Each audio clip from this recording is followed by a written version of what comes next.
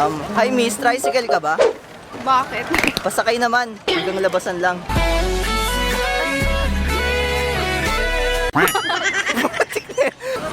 Hi te, paig na ako magkaroon ako ng asthma. Bakit? Basta lips mo yung nebulizer ko.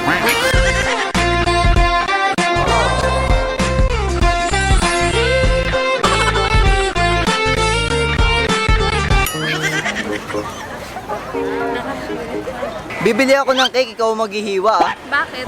Para matikman ko naman yung hiwa mo. Hi miss, bola ka ba? Bakit? Kasi hindi kita kaya ipasa sa iba hanggat hindi kita natitira.